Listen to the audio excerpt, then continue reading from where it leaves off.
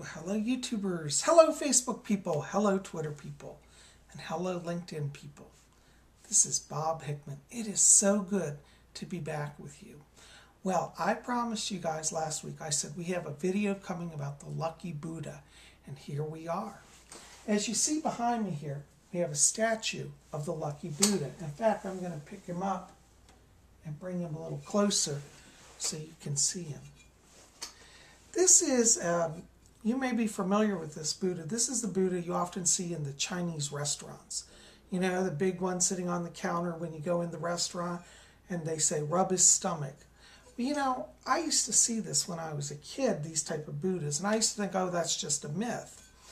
Well, I came to find out that this really is a real Buddha. Now, when we talk about the Buddha, there are two different Buddhas we need to clarify. There's the original Buddha, whose name is Gautama Buddha. And he's the one that you see in many of the Buddhist temples, specifically the Buddhist temples connected to Thailand, to Vietnam, Cambodia. This is a very tall, thin man who sits in meditation. But this Buddha, the Buddha we're talking about today, is actually a different Buddha. This Buddha was actually a real person. He was a monk. And his name was Budai, B-U-D-A-I, which was his Chinese name. And this monk lived in the 900s, and there's a lot of fascinating stories about Budai. They say that Budai was a wandering monk. He was a Zen monk. In Chinese they call it Chan, and in Japanese Zen. And supposedly this monk, Budai, was a wandering monk, and he would appear in various temples around the country. And whenever he would wander into a village or a town, he carried with him a big bag, and it was a big sack, and he had candy in it. And all the children in the villages loved him because he would throw out candy to all the children. And a lot of times he would sit down beneath a tree and start preaching about the Buddhist teachings, the Dharma, to people. And everybody loved him because he would tell amazing stories, keep everybody very interested. Well, the children loved him. They'd climb up on his big lap. He was a very big man, as you can see. And he basically had a very big stomach, just like this. And anyways, Budai was famous for giving out candy and teaching, and people loved him. Now, what's very interesting about this is that also he would occasionally do miracles. Sometimes people would come to Budai and they would say things such as, you know, Budai, we've had a bad year, you know, our farm died, we lost all of our rice crop. And suddenly Budai would reach into his bag and it would be filled with rice, enough rice to feed a whole village. Sometimes people would come to Budai and they'd say, Budai, you know, we've run out of money. There was a storm. Our house was destroyed. And I don't even have the money to rebuild. Budai would open his bag and it would be filled with gold coins. And he would give out coins to villagers so they'd have enough money to buy supplies to rebuild their homes.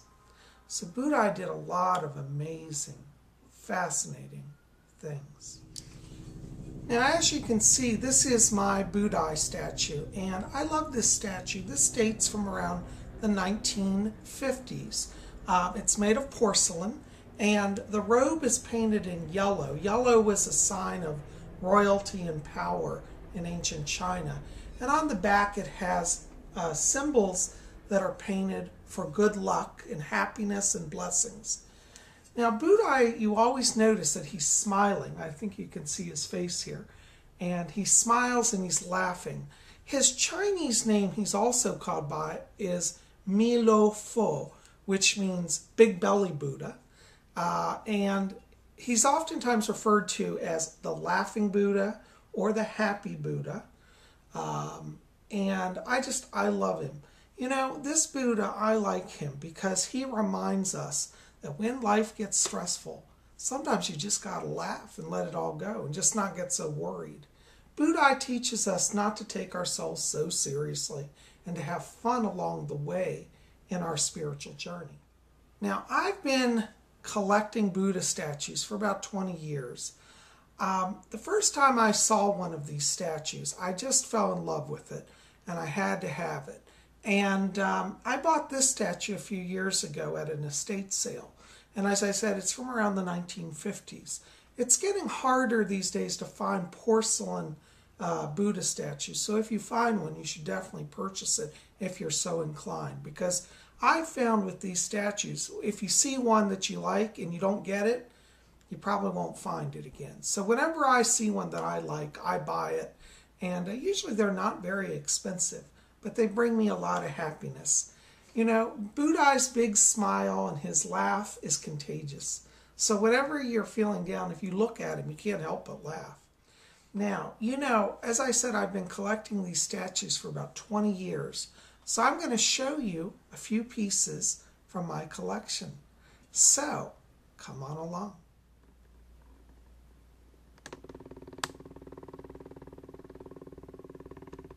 Now, this Buddha statue here is a porcelain one that I have, and it's hand painted in the Japanese style. It's called Satsuma, and if you feel you can actually feel the hand painting and the little dots on his robe. Satsuma is a type of porcelain. It's done in a Japanese style, but this is actually Chinese porcelain made in the Japanese style. It's called Satsuma. And you'll notice that above the Buddha, he holds this big gold thing. And this is an ingot. It's a gold ingot. In the West, we make our gold like brick shape. But in the East, their ingots are shaped like boats because they represent your fortune coming in. So gold is shaped in the shape of a boat.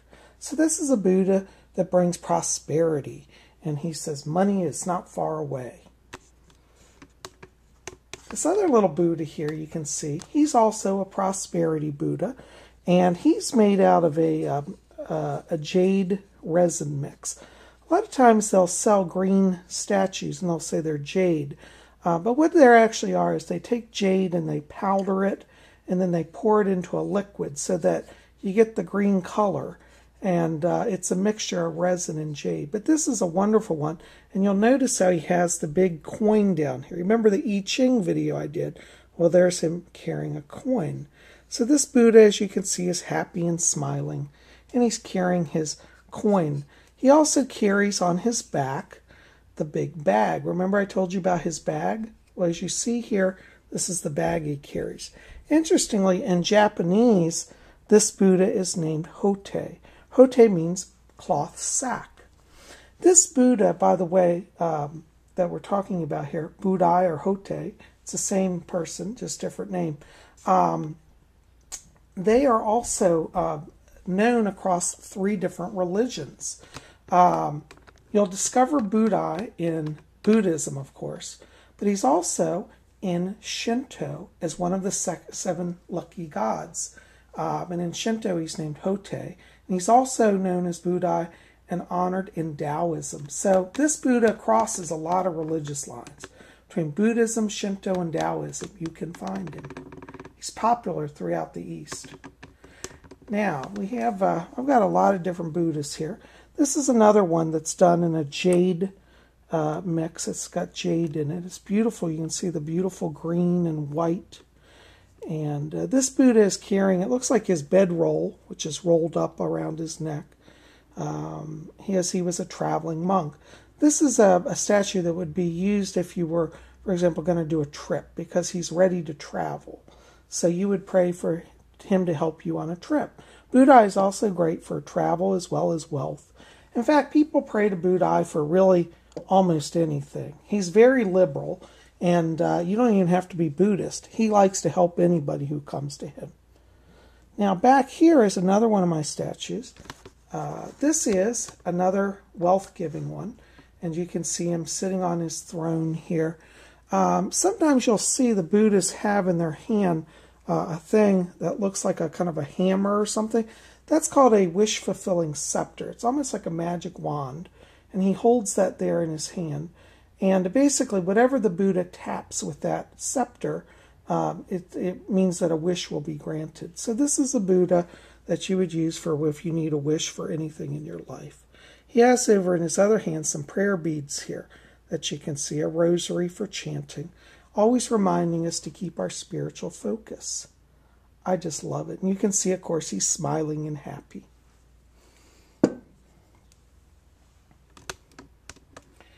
Down here is actually my smallest Buddha. And this Buddha, you can see how tiny he is. He's also made of a jade composition. He's only about, what, an inch big, maybe half an inch in size. But I love this little Buddha too. You can find Buddhas in practically any size, from the most minuscule to the largest. This also is another wealth-granting Buddha. You can see him holding up an ingot and smiling. A lot of times you'll find these Buddhas done in shades of gold, just like the one behind him, which is actually made of porcelain. This is a porcelain Buddha, and he's holding a fan. The fan is also known as a wish-granting fan. It's like he waves the fan and wishes are granted. Also, this Buddha carries on his back a big sack filled with treasures. He's so gentle. Look at his kind face. Who couldn't like a face like that? And of course, his big stomach. Some Buddhist teachers say that the big stomach also represents the virtues of compassion and generosity, that he's so full of love and compassion that his stomach is filled with goodness. This is one of my other larger Buddhas. I don't know if you can get a sense of the size here, but this is one of my larger Buddhas. Let me zoom out here. Now he's also holding silver ingots in his hands, and he's wearing his chanting beads as a necklace. And he looks like he's dancing and happy. I just love his face. Over here are some more jade Buddhas. This is an orange jade Buddha. Orange jade Buddhas are really hard to find. I bought this a few years ago, and I'm certainly glad I did. I was at a little shop in Chinatown. A lady said, "Oh, you should buy an orange jade Buddha. It's very rare." Well, you know, you don't have to convince me to buy a Buddha. If it's there, I'll probably buy it. So I bought this little Buddha, and you know what? I'm glad I did, because I haven't found an orange one since. They're very hard to find. So I have my lucky orange jade Buddha. Then there's another jade Buddha next to him. In the back, you'll notice this Buddha back here is also kind of colored. You can buy them in colored forms as well, like flesh tone. See, this looks like an actual person. He's got the skin tone and the smile. This Buddha is a wonderful one for illustration purposes. In fact, let me bring him up here. This Buddha, you can see he's smiling, and he's wearing a necklace. Now, what's interesting, and do you see the red chili peppers? This is interesting because, you know, I did a video a few months ago about chili peppers. They're signs of protection and good luck, and I guess they're in China as well, so I've never seen that. He has draped over his arm here, it's a peach branch. It's like a walking staff. Peaches represent long life and good fortune. And he has draped off of that, going down, you can see Chinese coins that go all the way down. And he's standing on a big bag. This is a big sack that he stands on. But I love this Buddha, and you can see on the back of, he's got a hat over his back slung. Then he's got cranes painted on his robe, and cranes represent long life and prosperity. Such a wonderful Buddha, and of course the big Buddha belly. As somebody who's not so slim, I can relate to this Buddha belly. And over here we have some other Buddhas. This is a really cool one here, this gold one in the back, as you can see. This Buddha is just laden down with wealth. Now, remember I was telling you about the wish-fulfilling scepter. He has one of those draped over his back. You can see it. It's kind of like a hammer shape. That's the wish-fulfilling scepter. And then on one side, it's a basket filled with gold ingots. On the other side, a giant Chinese gold coin. So this again represents the blessings that the Buddha brings. And he's standing on piles of gold down here, gold coins. And again, he has the joyful and happy face. I just love these Buddhas. Here's another little Buddha that I have. This one I recently purchased. It's made of jadeite, which is a type of glass. It's made to look like jade. And this is a vintage piece, which I love.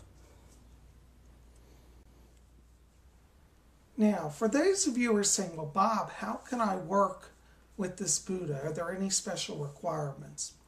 Well, basically, no. This is the most liberal of deities. Basically, all you need to do is set up a statue somewhere and you're good to go. Now, they say you should rub his stomach every day, and a lot of people put a bowl of candy next to the Buddha because they say he loves sweets. So give him a bowl of candy, rub his belly, and tell him what you need. And remember to thank him for his generosity. And that's all you got to do. And you can connect to Buddha, the wonderful, powerful, mystic Bodhisattva, the Buddha of wealth, the good luck god of Shinto and Taoism. He takes many forms. And whatever form you choose to have for your Buddha, know that you're doing fine and that there's no wrong way. All you're asked to do is love him and love others. Thanks for being here, guys. This is Bob Hickman. Keep it here. You know we'll have more videos coming in the coming days. Blessings to you.